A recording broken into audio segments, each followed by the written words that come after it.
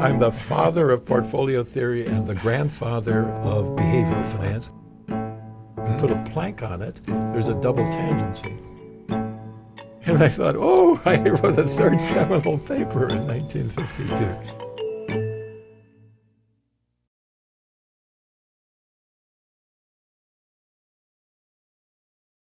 Harry, 1952 was a very important year for me, for you. Right. I guess it was portfolio selection. Well, I wrote jointly authored three articles which are still remembered. One is portfolio selection, which became portfolio theory.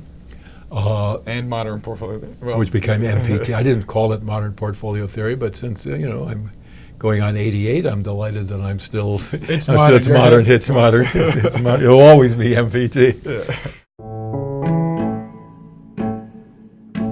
Then there was an article called "The Utility of Wealth," and this became behavioral finance. Like, for example, if you look at the Kahneman, who's Kahneman and Tversky, has a.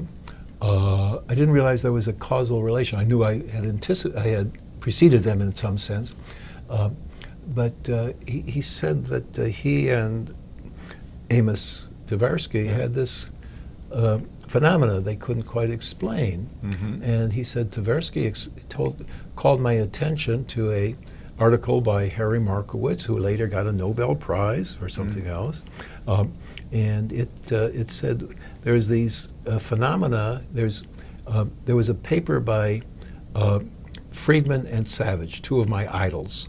They were trying to explain the simultaneous existence of gambling and insurance by a population of people that are all following expected utility. So they had a utility function that was it looked like a two-humped camel going uphill. It's concave, convex, concave. Okay. And people over here are risk averse, and people here are risk, will gamble. And so if you take this two-humped camel going uphill and put a plank on it, there's a double tangency. Yeah.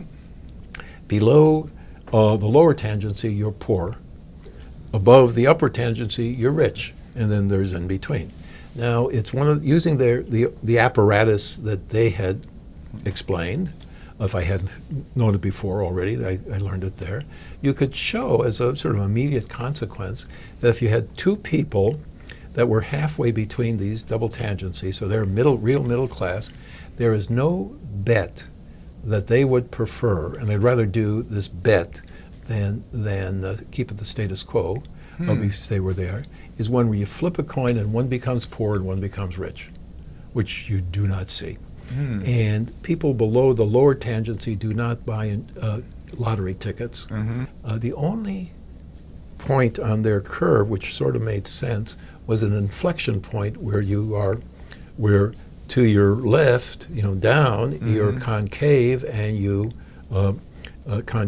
and you insure against losses, and going up, you're convex, and then concave again eventually. So you'll buy a lottery ticket, and also I call that not current wealth, but customary wealth, because if you had a recent windfall gain, you move into the convex part, and you become a little bit more devil may care. And if you had a recent windfall loss, you go into the concave part and you become more cautious. So Amos Tversky explained to Danny Kahneman that there's this paper by Markowitz where it's the change in wealth, not wealth, that was so this groundbreaking for behavioral finance. Right. So this argument between the behavioralists and the rational, the rational versus behavioral. I'm on both sides. You got it covered. I'm the father of portfolio theory and the grandfather of behavioral finance. In fact, Hirsch Sheffrin has a 3-volume handbook on behavioral finance, and volume 3 is readings, ancient readings, and the first one is the first reading in there is my Utility of Wealth. Well, that's great. Yeah, so a good friend of mine who's a behavioral, Mayor Statman, said, now you had these two intellectual children and you give all your time to one. Why do you neglect the other? Why do you do portfolio theory, not behavioral finance? He said, and I told him, that's how I make my living with portfolio theory. So two groundbreaking Right. works, and there was a third. There was a third. There was a paper by Goodman and Markowitz on social choice, which I thought was little noted, nor long remembered. And when I did my selected works, I didn't include it in my. I had my selected works. I've arranged the various works I've done by epochs.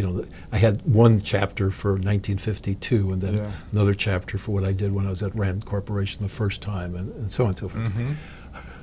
That's a great book, The Selected Works. Thank you so much. I wish it was priced a little more cheaply, but that's okay. Get your library. It's worth every penny. Thank you.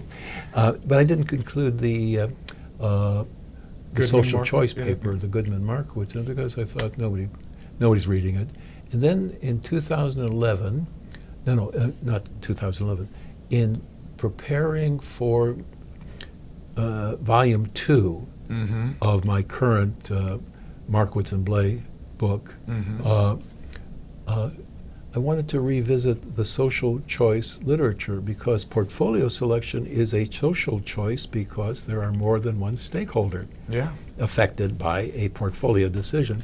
So I did a little, ask Google, anything written, and there was an article in the IEEE that said, well, we have this rule for selecting which queue to pull from next on the internet based on the seminal Goodman and Markowitz paper. And I thought, I wrote a third seminal paper in 1952.